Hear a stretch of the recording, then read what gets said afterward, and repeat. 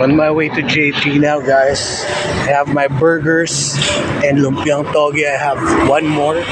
That's the third one I ordered. Credit card style. There's another gym that I love. My home court gym. OJ's Powerhouse. It's also nice.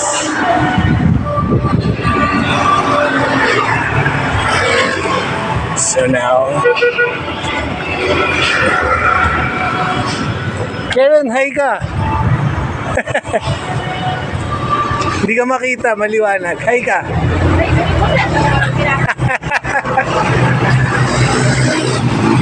And now, this one na.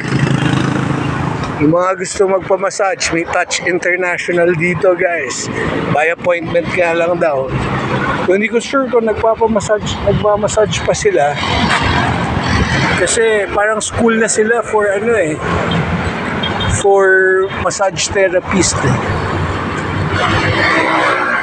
Bali nagre-rent sila sa akin at sa ibang owners ng Kapati Compound. Siyempre tinutulungan natin na kumita ang mga businesses. Parang yung karinderya dito dati, sinusuportahan ni Lolo Ben Kapati. Tapos meron din naman dito food business din, Pampangas Best dati. Kaya akala ko kami may-ari ng Pampangas Best, nagre-rent lang pala sa amin. So yun, hi sa mga Olalia and Hizon.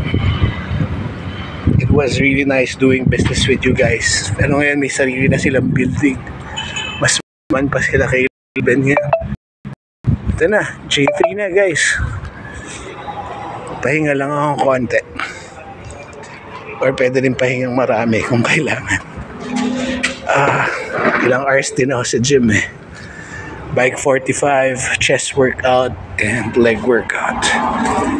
Peace guys, Quattro, rear camera to. This is Kapati Compound.